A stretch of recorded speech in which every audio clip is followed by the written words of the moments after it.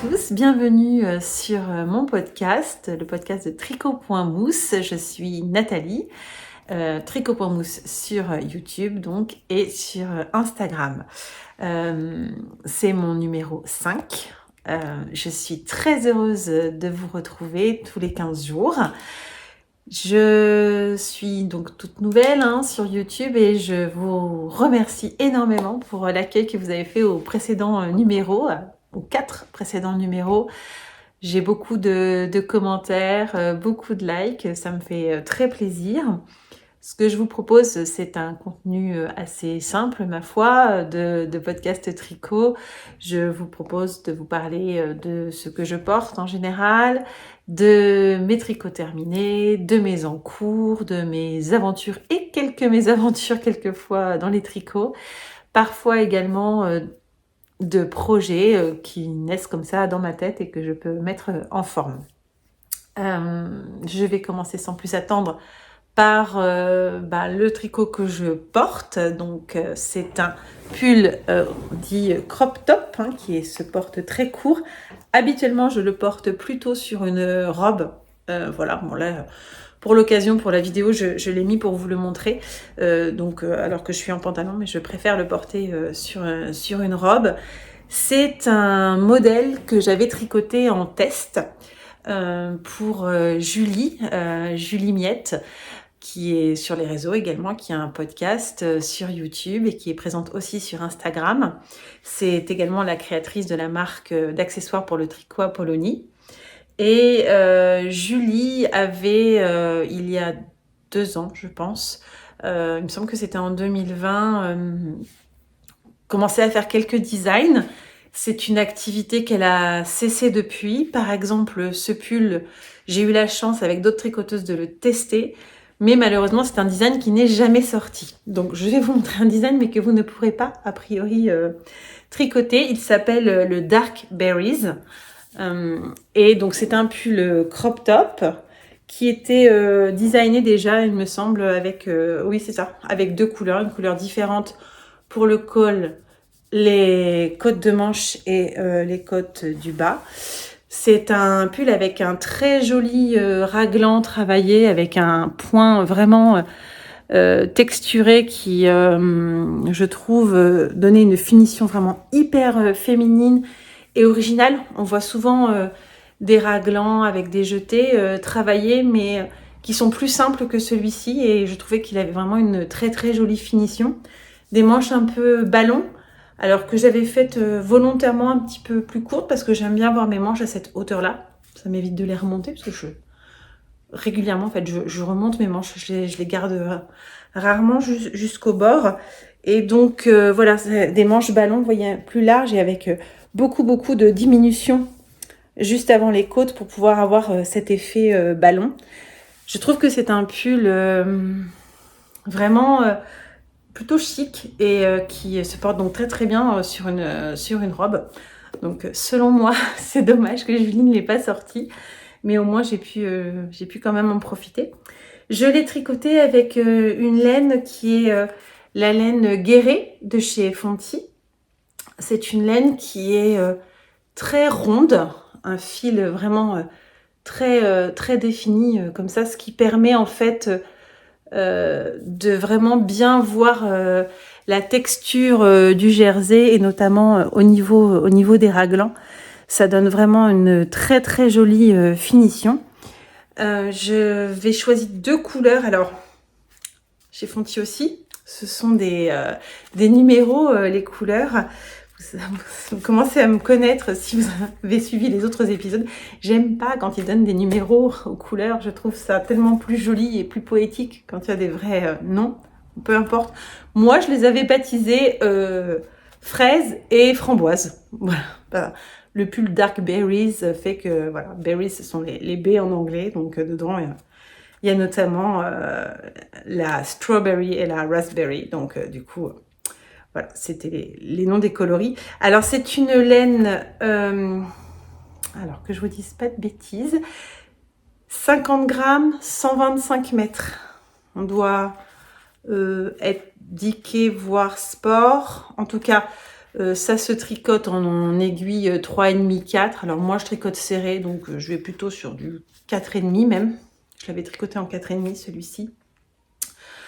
Une laine vraiment très très agréable à tricoter. Là, ils disent dans l'échantillon 22 mailles pour 32 rangs.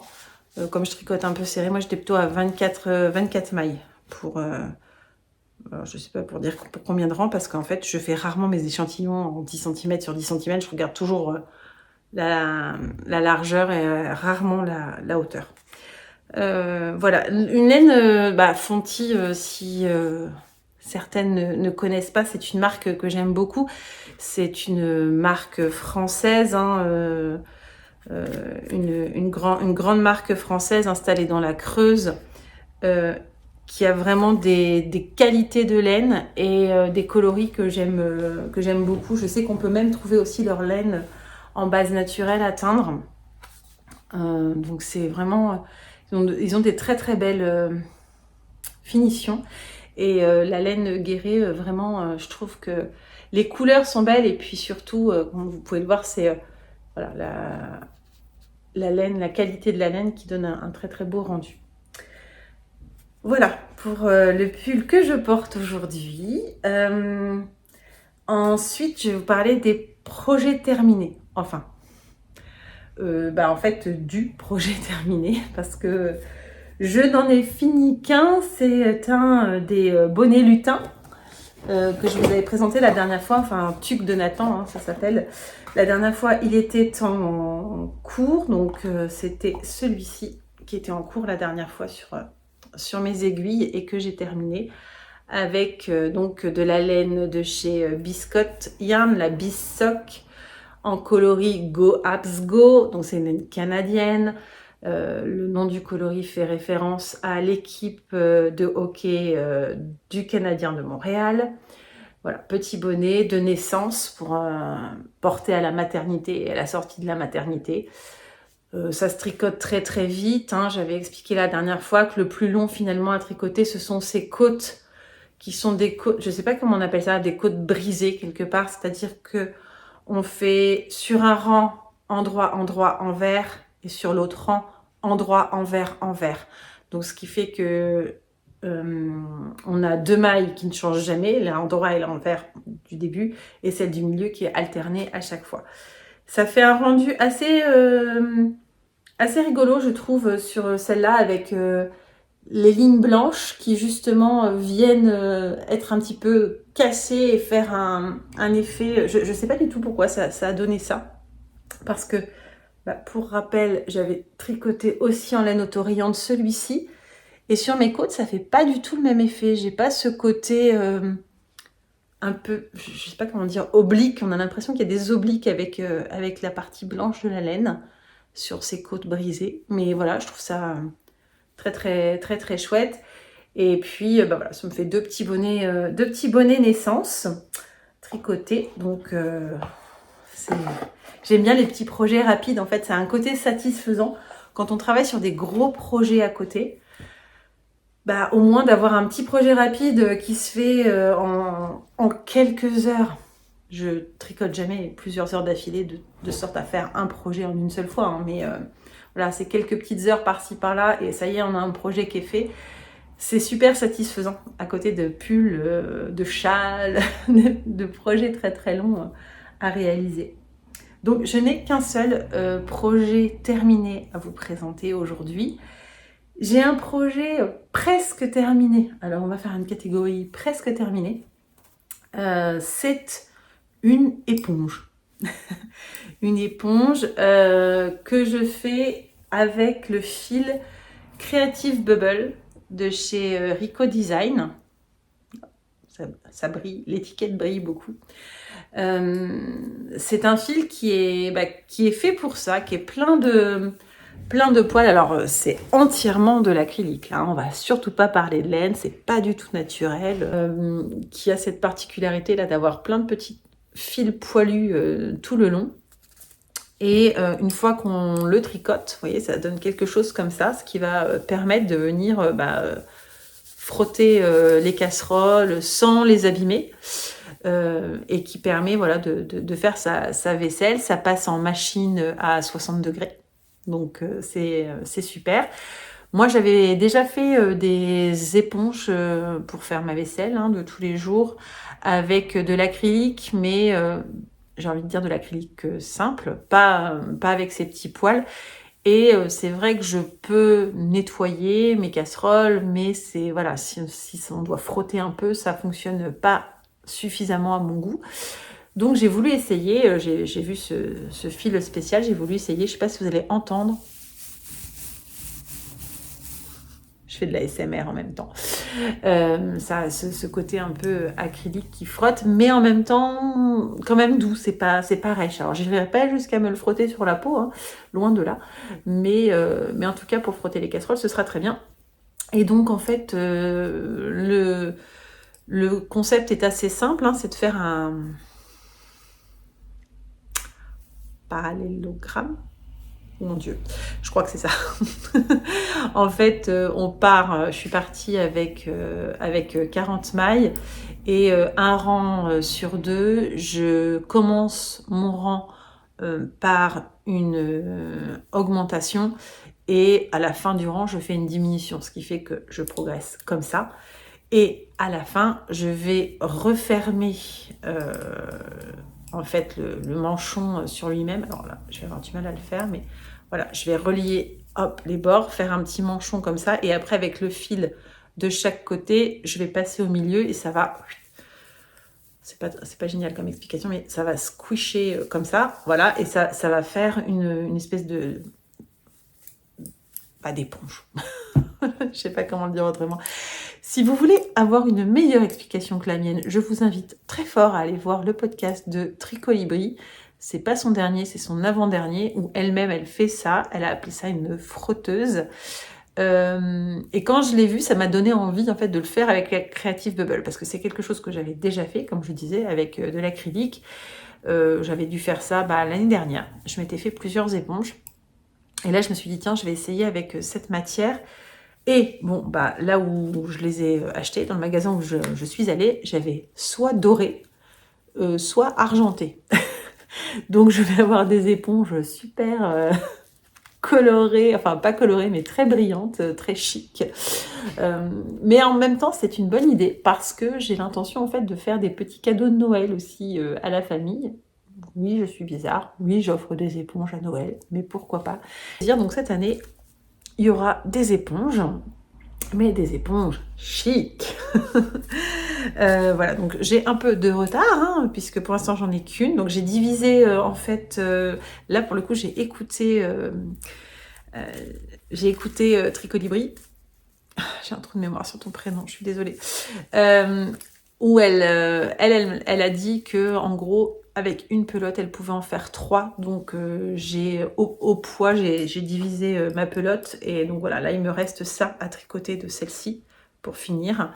La première éponge.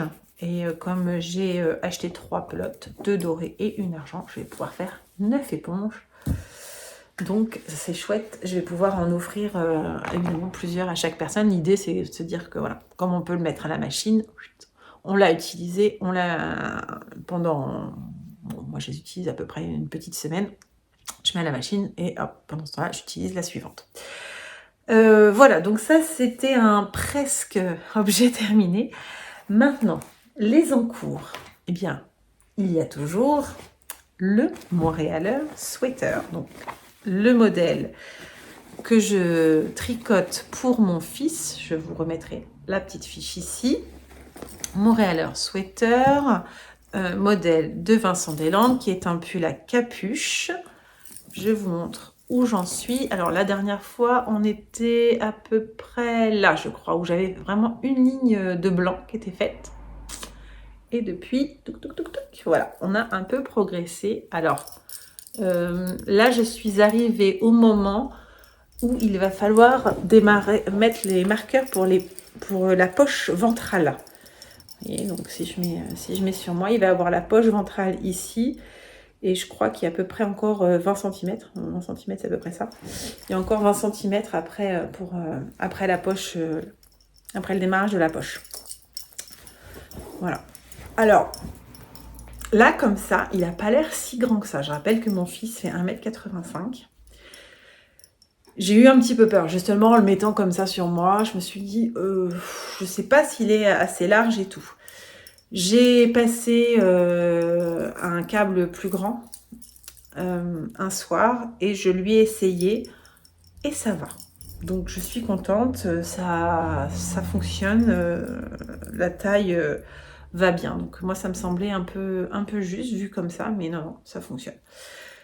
Donc voilà, donc je vais continuer le Montréaleur. Je pense que vous allez le voir encore plusieurs fois hein, parce que le temps de finir le corps, faut faire les manches, faire la capuche. C'est vraiment un projet, je pense, qui va m'emmener tranquillement vers la fin de l'année. À mon avis, ça va être le projet qui va m'accompagner jusque pendant les fêtes. Donc il ne l'aura pas à Noël, mais ça il le sait. Mais j'espère qu'il pourra démarrer l'année 2023 avec son Montréaleur Sweater. Autre projet en cours et qui va être l'occasion de vous montrer un achat aussi. J'ai craqué la semaine dernière sur un nouveau modèle de sac à projet de Laisse-Filer. Claire, chez Laisse-Filer. Claire que vous pouvez retrouver sur Instagram et sur YouTube également. Qui fait régulièrement, alors elle fait des grands sacs à projet, elle fait des petits pochons à aiguilles, elle fait des pochons avec des fermetures et elle fait ces petits pochons là qui sont avec un bouton pression ici, hop, et puis on peut refermer comme ça en mode baluchon. Moi ça m'arrive, hop, quand je me balade avec mon tricot, et je me le mets comme ça et puis je peux des fois même tricoter en marchant, ça peut arriver, ou en attendant le bus ou ce genre de choses. J'ai vraiment craqué complètement sur ce modèle. En fait, je l'ai vu sur Instagram, j'ai vu toute la série qu'elle a faite avec ce magnifique tissu.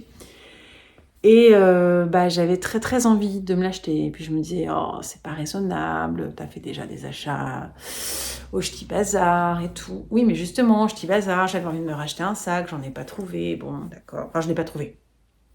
Qui me plaisait, pour lequel j'avais un coup de cœur. Et là, vraiment, ce tissu était trop beau. Et quand elle a posté sur Instagram, c'est le dernier qui reste, ah bah là, j'ai craqué. J'ai complètement craqué. Parce que je trouve que ça donne un côté très chic à mon tricot, à mon tricot nomade, quand je me balade, voilà. Et que ce sont des couleurs qui vont très très bien avec l'hiver. Hein. J'avais déjà celui-ci que j'avais acheté il y a 2 ans, qui m'allait très bien, qui me va toujours très bien, et dans lequel il y a un projet dont je vais vous parler. Mais celui-ci fait un peu plus été, et celui-ci fait très hiver. Voilà, donc ce sont mes petits baluchons. Et donc, dans ce petit baluchon, nous avons le fameux numéro 3 des Oslo Hat. Enfin, le fameux Oslo Hat, mais numéro 3. Donc, toujours le modèle de petite knit. Voilà, donc là, c'est le modèle en noir que je suis en train de tricoter. Donc toujours ce modèle qui a où on tricote très très longuement, on tricote 20 cm de jersey, puis on vient rabattre pour faire une épaisseur double. Voilà, que ensuite on va aussi rabattre sur le haut du bonnet, ce qui fait qu'on aura une épaisseur triple sur les oreilles, ce qui permet de bien protéger les oreilles. C'est donc le 3e de la famille. Je vous montre, j'ai mis mon petit marqueur d'actualité, lui aussi. Enfin, il neige pas, mais on est en hiver. Ce sera le 3e de la famille, ça, c'est celui de mon mari, avec la très belle laine noire de Une Louve dans les Bois. Laine Une Louve dans les Bois que j'avais trouvée sur le Ch'ti Bazar. Voilà, donc ça, normalement, prochain podcast, il sera terminé.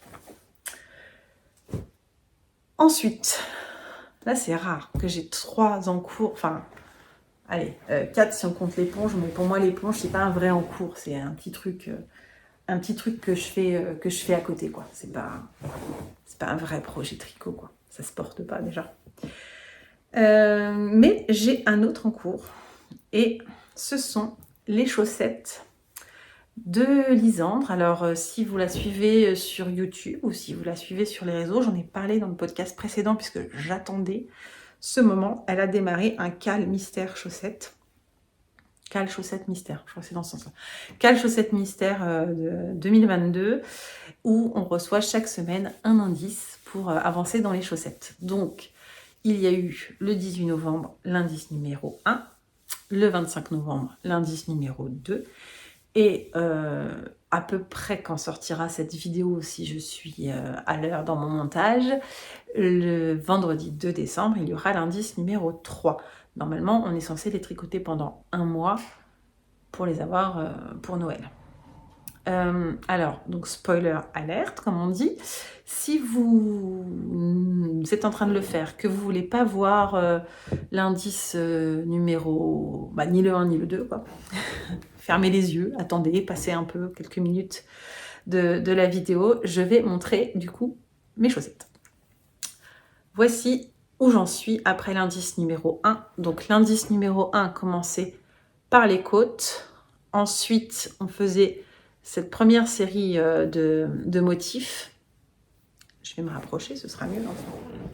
Donc cette première série de motifs avec un jeu de mailles endroit et de mailles envers.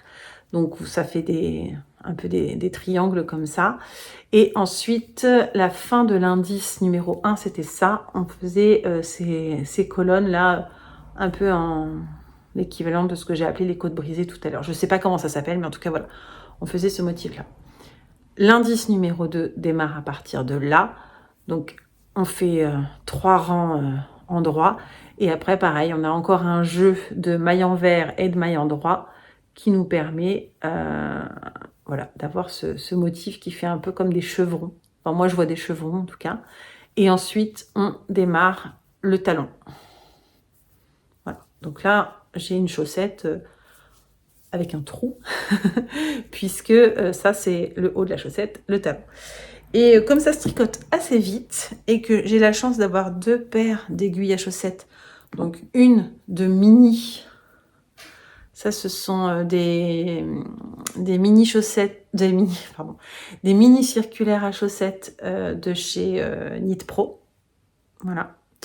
Et en 2,5, j'ai également une paire d'aiguilles de chez Xiaogu qui a suffisamment de fil pour que je puisse, c'est tout juste, mais qui a suffisamment de fil pour que je puisse faire du Magic Loop. Donc, je fais une chaussette en mini circulaire et une chaussette en Magic Loop.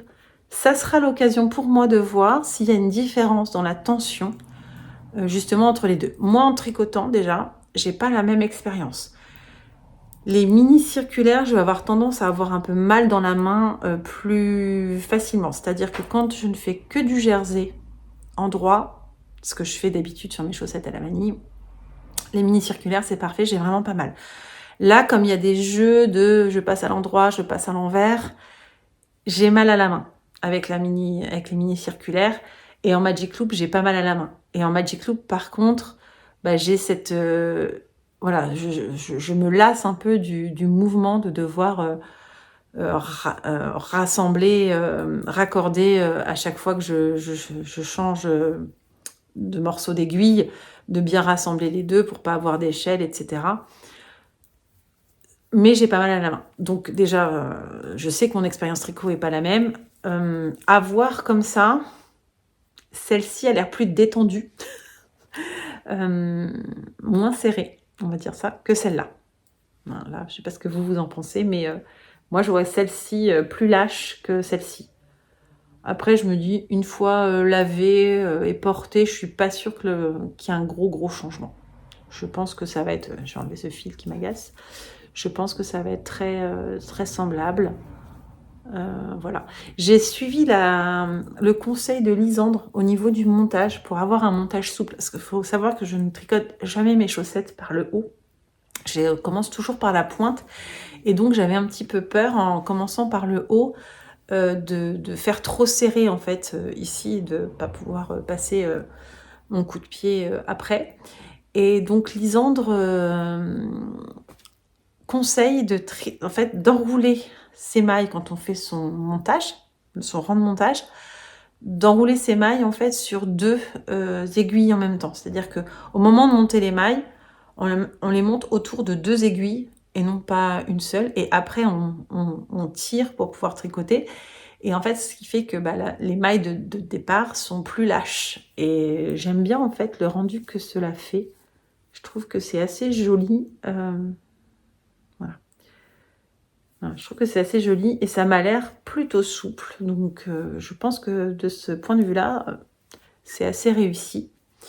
Donc voilà, c'est une laine de chez Biscot Yarns, la Bisox, couleur vitamine C. Je trouve qu'elle porte vraiment bien son nom. Et très agréable à tricoter, j'aime vraiment beaucoup. Voilà. Donc ça, c'était le cal des chaussettes mystères de Lisandre. Je vous ai parlé du 3e oswald, je vous ai parlé du montréaleur, je vous ai parlé de l'éponge.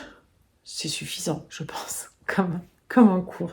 Même si ma grande problématique, c'est que Noël arrive, la fin d'année arrive, et donc plein de petites choses où je me dis « Ah, ce serait bien de faire ça, etc. » Alors, je m'étais fait une liste de projets. Je la fais souvent par trimestre, ma liste de projets, en fait, parce que je sais qu'il y a des projets qui vont être plus ou moins longs, qui vont glisser, qui vont durer plus longtemps que d'autres. Donc, en général, j'aime bien me la faire par trimestre.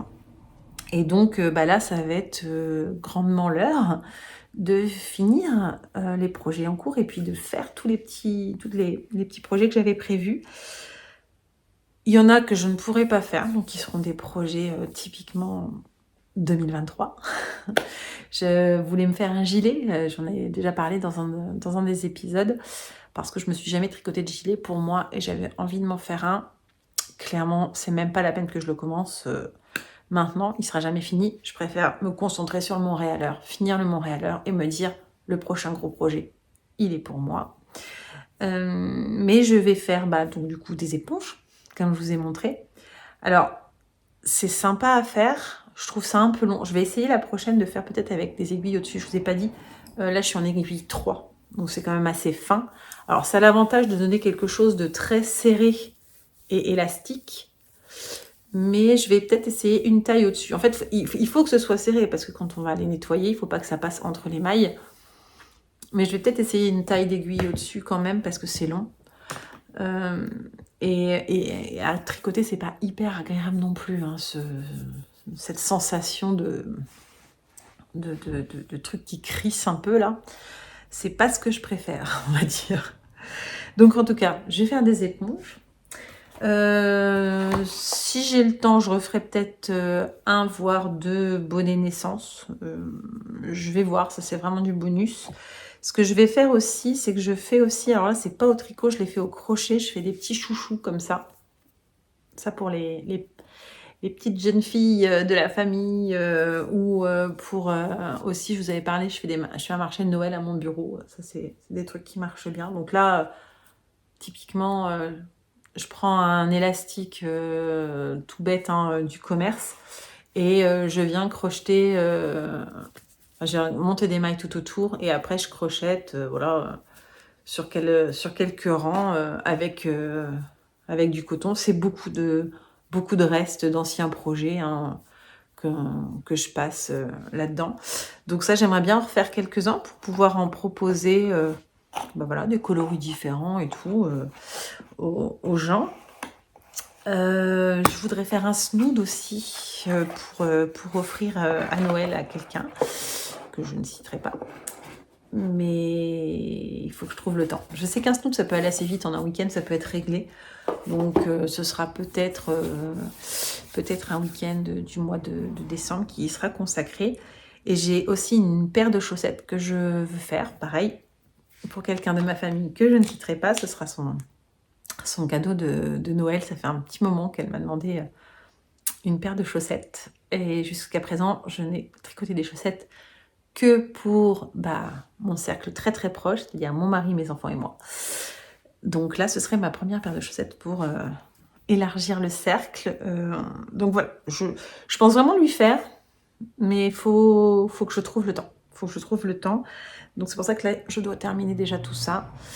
Et clairement, le 4e Oslo Hat, je n'y toucherai que en janvier. Parce que justement, je me dis que c'est mieux de faire le cadeau des chaussettes à la personne à Noël et de attendre pour moi. Je suis pas malheureuse en tricot. Je me suis quand même fait beaucoup de choses cette année. Donc, je peux attendre un petit peu pour le mien de Oslo Hat, même si je meurs d'envie de monter la laine que j'ai achetée pour le faire. La laine que je vous ai montrée la dernière fois, j'ai eu au Ch'ti Bazar chez Eve de F3 Shop et qui a l'air d'être d'une telle douceur. Ça va être un bonheur à tricoter et à porter par la suite. Mais chaque chose en son temps. Il faut savoir être patient quand on aime le tricot. C'est pas de la fast fashion, c'est de la slow fashion. Et il faut prendre son temps. Et moi, j'aime bien dire que tricoter, voilà, c'est pas une course, il faut que ça reste un plaisir. Donc, la période de fin d'année est toujours un petit peu difficile pour ça. Je sais pas si ça vous fait ça. Mais moi, j'ai plein d'idées, j'ai plein d'envies, j'ai envie de faire plaisir aux gens. Puis je me mets à penser à des choses et je me dis, oh, ça serait bien. Oh, j'aurais dû faire ça pour un tel, j'aurais dû faire ça pour un tel. Oui, mais en fait, c'est bien d'avoir des idées, mais derrière, il faut avoir le temps, il faut que ça reste un plaisir. Et je peux pas passer mes journées à tricoter en entier. J'ai d'autres choses à faire, comme tout le monde. Et, puis, je tricote pas super vite. Je suis vraiment pas rapide quand je tricote. Déjà, je tricote... alors, je sais jamais comment on dit. Je crois que c'est à l'anglaise, c'est-à-dire que moi, mon fil est dans la main droite et je passe à chaque fois au-dessus du fil, enfin au-dessus de l'aiguille avec mon fil, je tricote, je repasse au-dessus, je tricote. Voilà. J'essaye de temps en temps à la continentale, fil à gauche et tenue comme ça, puis juste clac, clac, clac, clac, clac, clac, clac, clac. Quand c'est que du jersey, évidemment, je peux le faire, mais je suis moins à l'aise en fait. C'est bizarre, je sais que ça va plus vite, mais je suis moins à l'aise. J'ai l'impression que mon tricot est plus, je sais pas, plus lâche et donc il me plaît moins. Donc c'est compliqué. La seule fois où j'arrive vraiment à bien tricoter comme ça, à bien gérer, c'est quand je fais du jacquard. J'ai pas encore eu l'occasion de vous montrer des pulls en jacquard que j'ai pu réaliser, pull islandais, le Ridari. Je vous montrerai fort probablement la prochaine fois. Et là, j'arrive bien à, voilà, quand j'ai deux couleurs en même temps, j'ai une couleur à droite, j'ai une couleur à gauche, et là, ça fonctionne assez bien parce que j'arrive à garder l'attention sur la globalité du projet.